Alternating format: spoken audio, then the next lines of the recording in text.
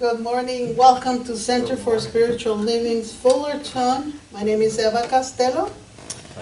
And please join me in reading our purpose statement. We are a loving spiritual community, empowering all to live healthy and successful lives through practicing the principles of science of mind. There's some announcements. We have the Sacred Gong Meditation. It's coming up on April the 18th. We also have the book club with Susie Rogers, and this is through Zoom, and it's also coming up on April the 19th. If you need more information, you can call the office for that. Also, Mark Romero, he's coming to our Sanctuary Mother's Day, May the 9th. We are open 50% now, so there's more space for people if they want to join us. And also there is a sizzling summer opportunity drawing coming up. So we're calling for donations for the prizes for this summer drawing. Also there's the Unexpected Income Club that just keeps on growing. Thank you. And now please join me in knowing that there is one God, one divine intelligence that is everywhere in this universe. That this essence is what created everything that you see and everything that is unseen. And I know that I am one with this divine presence, with Spirit, with God. And so is everyone here present and in their homes. And I am grateful knowing that for this service, the hands that made it possible for it to be perfect, I want to give thanks. My fellow practitioners, the board that is devoted to the business of our church, our greeters, the people who made the coffee, and each one of them that make this service possible. And I give special thanks to our Reverend Dr. Bill Salisbury for his dedication to the studies and continue to give us what we need to hear during this service. Thank you.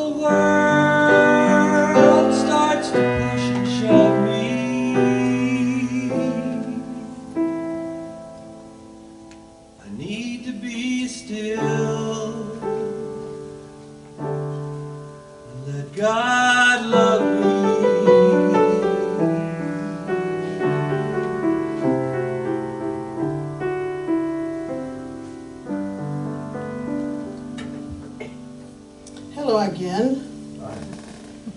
My reading for today is from Jennifer, I'm going to say her name, I don't know if it's right, Bishinik.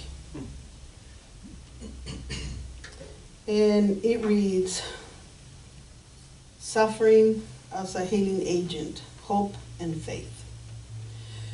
Perhaps this year will be the year we bridge the gap.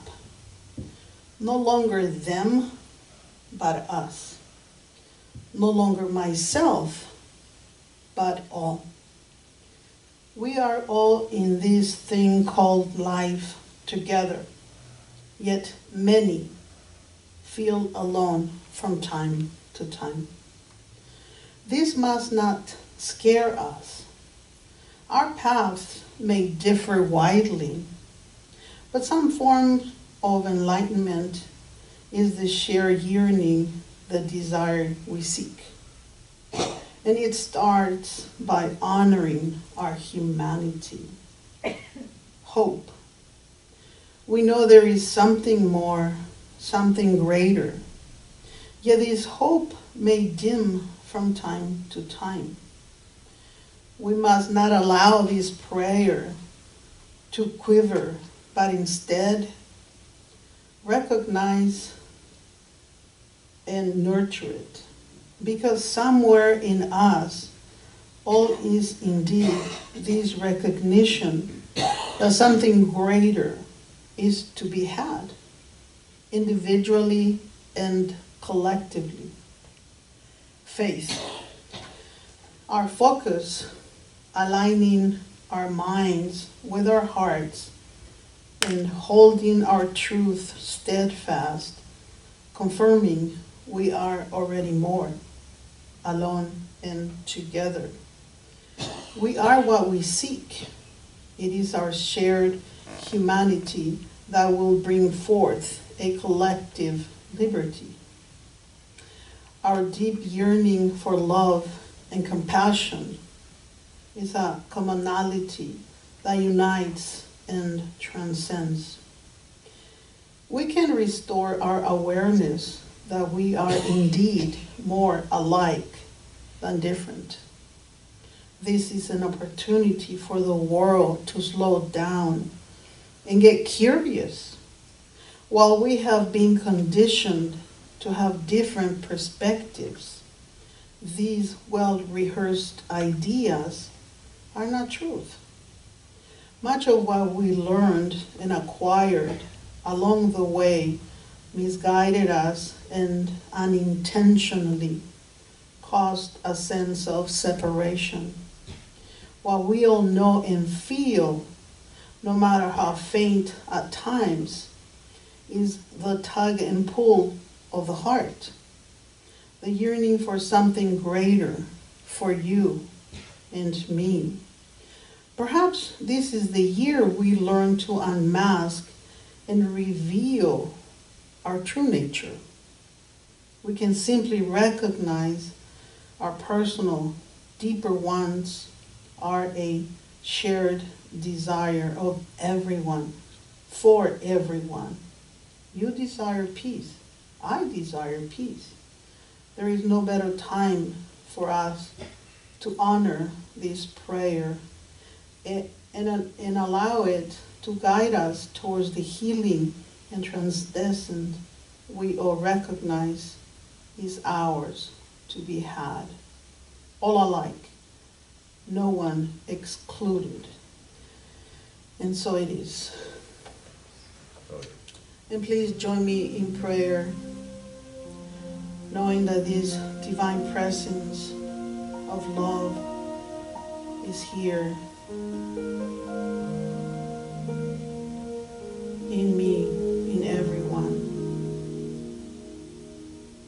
And as this message was just shared, I know that I am open and receptive to include everyone and to have open arms to be giving of myself to every person I encounter and share that love, share that indwelling love that is in me, in everyone. And as I know I carry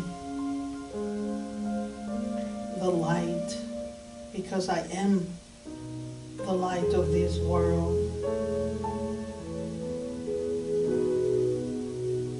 I want to share my love with others, as I know this is the love of God. I am thankful, I am grateful for this recognition, for knowing that my mind is open to love others as they are, because someone loved me as I am.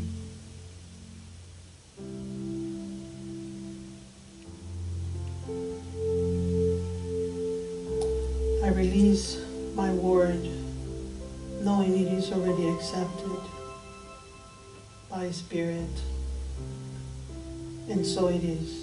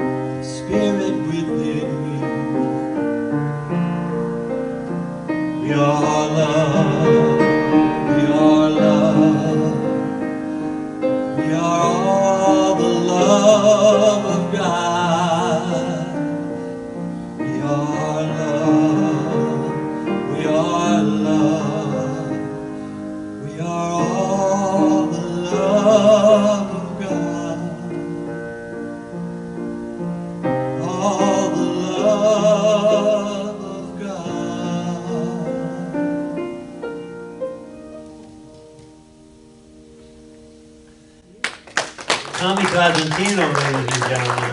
Did you get that message? He's trying to tell us something. Good morning. Continuing this month's theme of life and love everlasting. If you saw the title of the talk today, you know I got good news. You can take it with you. Now, the part about that you might not be quite so excited about is that the it in question, it's not stuff. So, if the thought kind of fleetingly crossed your mind that, let me get out of this service so I can get home and start gathering and collecting and hoarding more stuff because I can't take it with me, you're going to be disappointed. There's no need to do that, really. So, what we can take with us is that which we brought with us, which is the reality of who we are, which is that divinity that is ours to begin. And before I really get into that, we need to revisit the last couple of Sundays. Because 2 weeks ago was Palm Sunday, remember? There was Jesus riding in on the colt of the donkey, and they're laying the palm fronds down, and everybody's excited. Here is the Savior. Here is the King of the Jews coming to release them from all of their problems, physical, emotional, financial, spiritual. He's going to take care of every problem that they've ever had. And wow, aren't they just giddy with joy about that? I mean, they're hollering Hosanna, they're lining the roads. Now, this wasn't all of them, remember. I don't know how many people there were in Jerusalem at this time. And this was probably overall a smaller portion of them rather than a major percentage of them.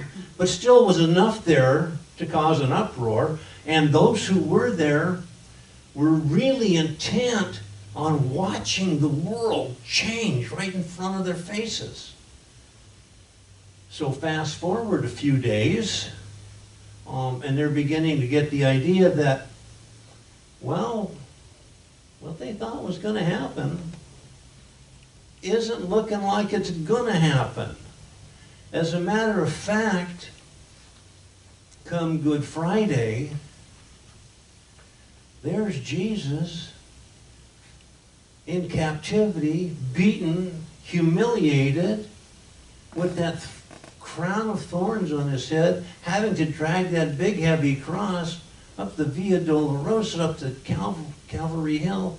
And then they nailed him to it and rose that cross up for everybody to see. And I don't care who you are or how optimistic you are, that's a moment that's got to be a low point in your life. If you're thinking, here's the end-all be-all, here's our Savior, and all at once, several days later, there he is, hanging on that cross, your whole world just ended. I mean, you wouldn't even know how to handle yourself, what to think, where to go, what to do, who to talk to, what to say. And then tomorrow, Holy Saturday, you wake up and your entire world has just been shattered. The realization hits you full on because Friday, yesterday, we're probably in a little bit of shock. Today, Saturday, we understand that our entire world has just been shattered, blasted apart, and fallen into little pieces all around us. And to live through that long day with absolute fear and concern with what the future is going to bring, because it was pretty bleak before that. And then they had that hope coming along in the form of Jesus, and now all at once that's gone too. And then comes Easter Sunday, when it turns out that the tomb is empty. Because Jesus has indeed risen, just like he said he would, by the way. And guess what? He took it with him. Didn't he? He took it with him. And he took it with him in such a dramatic, impossible to deny fashion, saying, listen, I told you, life is eternal, is endless. And we are taking with us what is ours to take, what is the essence of who we are. So forget all the other stuff. You know, if you got a car collection, you're on a little railroad train collection, or you're collecting suits or dresses or something, and if you're collecting money, forget it. Those are all things that are great to have while we're here to help our human personalities navigate this planet. But they're not even beginning remotely connected to who we are and what we are. And that which we are, we do get to take with us forever. You know, Werner von Braun, I think his name was one of the early NASA scientists, said that the soul is indestructible. The activities of the soul are going to go on forever and ever and ever. Here's a NASA scientist, okay? Not a TV evangelist. This was a guy who was mired in science. And of course, that's where the contention takes place, isn't it? Between science and religion. But we're finding out more and more and more, scientists are all agreeing that the closer they get to discovering more and more about the universe, the more it looks like it's a consciousness. It's not a vast empty space, it's a consciousness. And it's a consciousness that, like all consciousnesses, are alive. It's alive, it's teeming with life and activity, and it's the activity of the souls. My soul, your soul, everybody's soul. You know, Ernest Holmes did a lot of writing, and this little book he called You Will Live Forever. He only wrote about 8 pages of this, well, I guess about 30 pages of it. The rest is all of just things from the Bible that kind of follow along with it. But here's what he wrote, what he said, our founder. The spirit which came with us from the invisible constitutes the one great reality of our being. Its ongoingness at the end of this life is all that matters. The soul is the only triumphant, deathless, and unconquerable thing we possess. Nor can we doubt that we take it with us into the larger life. For into that life we must take everything that makes us what we really are. Everything that is worthwhile. Everything that is real here will be real there. Then he goes on to talk about as below, so above, as within, so without. Because yes, make no mistake about it, when you cut away everything that is our package, if you will, that is our mask, is what is the face we put forward, when you cut away all of that, what's left is that spark of divinity, that piece of God that we are at our essence. And I think Jesus showed us that in this time, in this season, those 2,000 years ago. And make no mistake about it, if divine incarnation, if God within us, within any of us, has any truth at all to it, and I think in this teaching we understand that it does, that's what we talk about. We are the divine incarnate. And with even a smallest iota of truth, resurrection is an absolute foregone conclusion. It's the only logical end to our physical existence. It can't be any other way. If the divine is incarnate in us, that is the real truth of who we are. It cannot end when our bodies end. It just doesn't work that way. Because this consciousness, the entire consciousness of the infinite, eternal, whatever this is that we're in, requires all of itself to be complete. And it cannot be incomplete just by definition because it's absolute. We say God is all there is. Let's don't just say that. Let's know that. God, if God is all there is, and we are having an indwelling portion of God, we cannot possibly not exist from any point forward. And Jesus showed us that. Now, did Jesus come back in the same body? Well, I don't think so, because there's lots of talk about how Mary didn't recognize him and the disciples didn't recognize him until he began to spoke. And then they could feel that force that was the indwelling Christ coming through him. So simply by virtue of the fact that we are in a body, We are God in that body. And that part of us that is that God is never going to end. It is eternal, it is infinite, it is always going. And Jesus is the archetypal pattern of that. Do we get that? I mean, a lot of times, especially in Western religion, we want to try to make it up somehow that this was an anomaly. This was a one-off. This was some unexplainable thing that happened, and oh my God, it must be that God divined that. Okay, let's have it that way. But remember this, God is no respecter of persons. If God divined that in something, in anything, in anybody, then it was divine in everybody exactly the same way. That means you, that means me, that means we can take it with us. I've got another quote from Ernest that I would like to pop on us right now.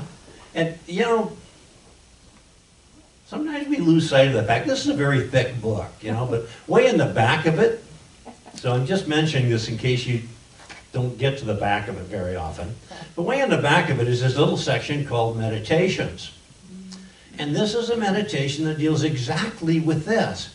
Although we don't hear all of this so much all the time in Science and Mind because we're busy with thoughts or things and change your thinking, change your life. But the fact of the matter is part and parcel of our philosophy is the fact that we can take it with us because it is who we and what we truly are. So, you know that saying, wherever you go, there you are? Yep. Wherever we go, there we are. Kind of like if you're standing on the shore and you're watching the ship sail off. And we're saying goodbye, goodbye, and we watch it for hours and hours until it's out of sight. And then all at once, it appears to be gone. Not very much time later, there's somebody standing on the other side of the world watching it come into view and saying, oh, thank God you're here. It's like Gertz has said too about he says sometimes, you know, in our minds, we say the sun has set, the sun has disappeared. But it hasn't. It has only gone below this horizon, and it's beginning at that same instant to diffuse its light on some other part of the world. So even what we can't see, and remember in the last reading, he said, from the invisible. Everything in this visible world comes from that invisible. Everything that has ever come about and anything that is ever going to come about. And those are things, you know what, that we can't even imagine. We don't have the capacity to imagine all the things that are coming. We think technology, say, is so advanced, and it is, if you're comparing it to some years ago. But what we don't know, what we haven't seen, what is already in existence and is coming to us is so much more than that. Wow. Good thing I knew where this was because I just lost my page. So, here it is. I shall never die, says Ernest Holmes. I shall never die, for the spirit within me is God and cannot change. We need to get that. God is the unchanging, unchangeable absolute. That part of us that is that in us, samey same, cannot change. My life is hid within the universe of love and light, and that light shall live forever. Go, fear of death and change. Be gone from my thought, fear of death and uncertainty. That which is cannot become that which is not. And that which I am can never change. And it goes on from there, but I don't think we really need that.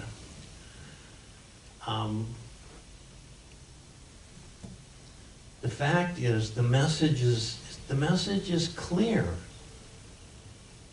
We are that divine aspect within us. Forget all the rest of this. This body, this face, this do. Okay? All physical trappings. Just like our cars, our houses, our clothes. This body is just like that. It's not us. It's not who we are. And we are going to take who we are with us. So, there's a story about a guy who had a friend who opened a new business. And of course, you know, for the grand opening, you know, he has gone down to the floral shop and he said, you know, I want this big, huge wreath of flowers to send down there because it's my friend and you know, blah, blah. I want them to be very successful. So the grand opening comes and he goes down to see it and he's looking around, you know, as we do for our arrangement. And he sees this biggest thing in the place. It's this big, huge wreath. And it's got his card attached to it. But it's got a little thing going across it that says, rest in peace. So he immediately sneaks out the back door, jumps in his car, drives over to Fullerton and explains to him what's going on. And he says, how could you do this? And Fullerton said, oh, you know what? That was a serious mistake. He says, and on top of that, somewhere in the city, there's a funeral going on with a wreath that says, good luck in your new location. We don't need luck in our new location. We don't need luck at all. All we need is the awareness of who and what we are, and the understanding that our new location is our old location. All we've done is remove some of the stuff that's around it.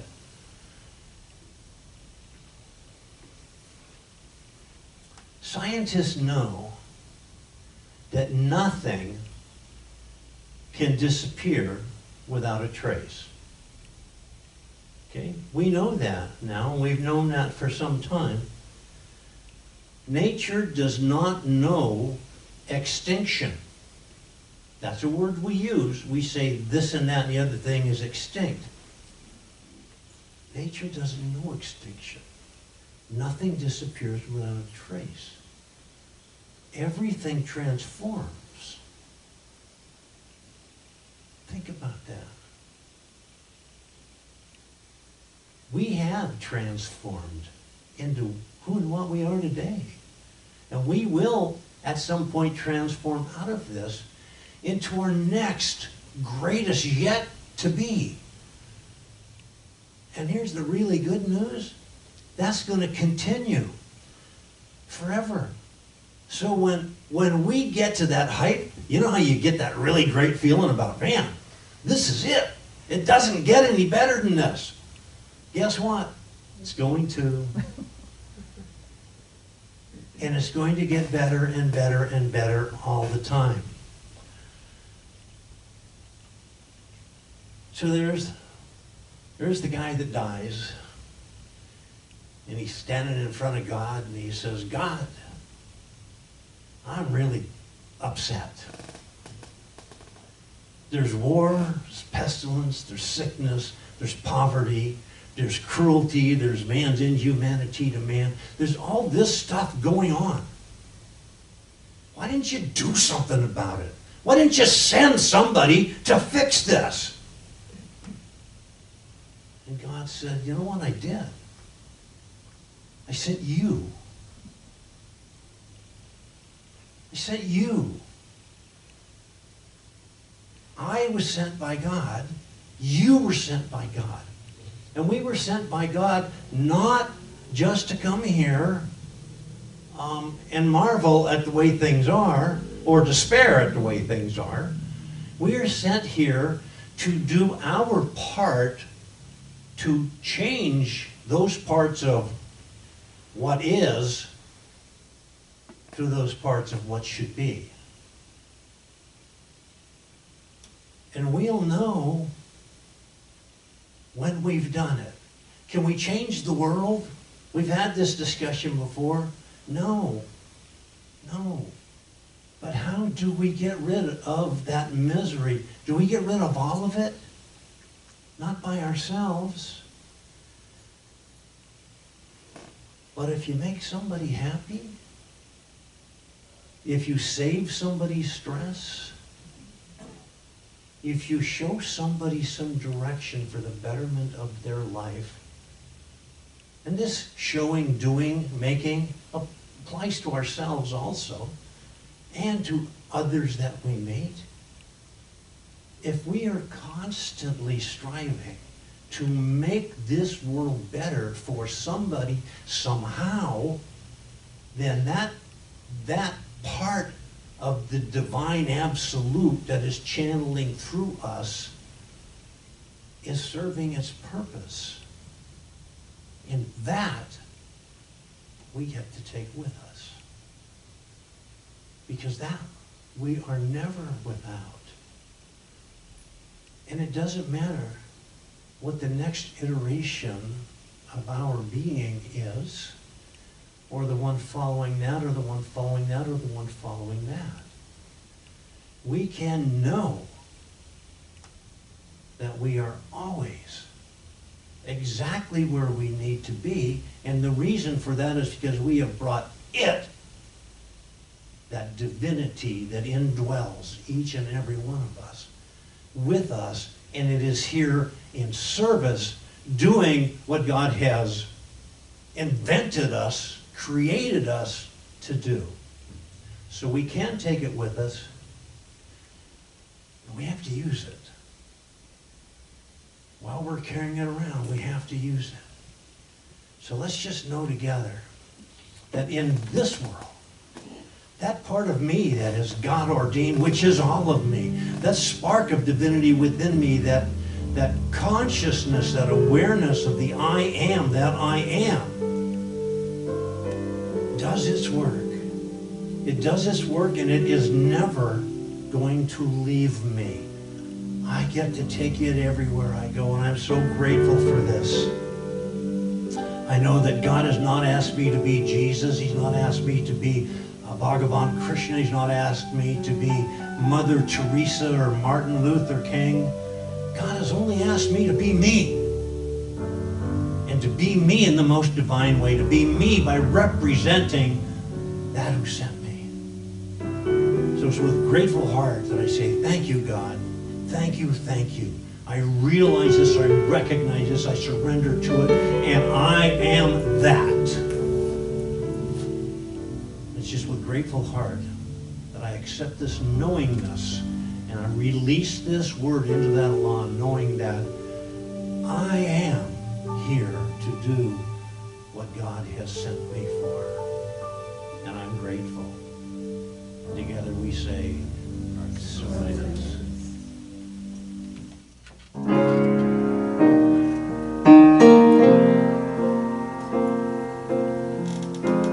I'm thankful, so grateful.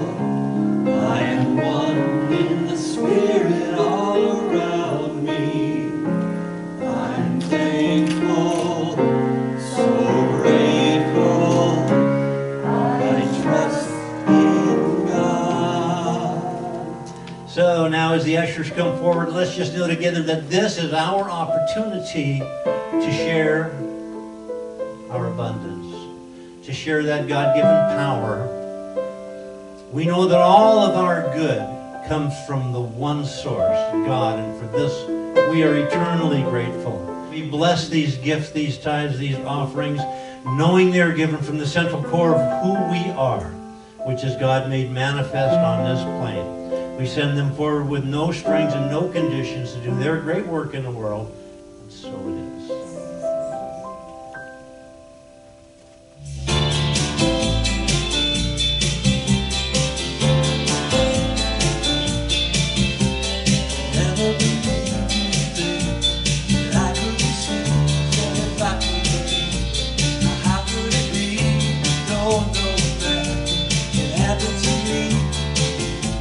Saw you, couldn't believe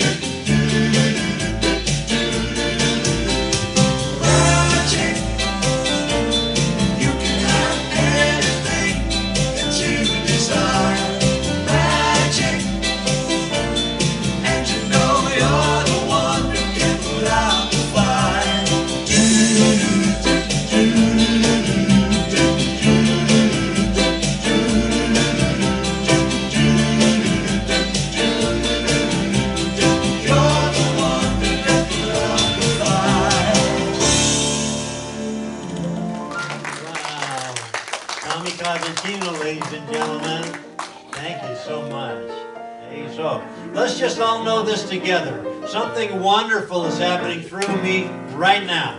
Something wonderful is happening through me right now. It's this thing called eternity. It's this thing called eternity. It's this thing called infinity. It's this thing called infinity. It's the I am that I am. It's the I am that I am. I feel it in every inch of my body. I feel it in every inch of my body. It's in my mind. It's in my It's in mind. my heart. It's in my heart. It's in my soul. It's in my soul. I am it. I am it. Thank you, God, in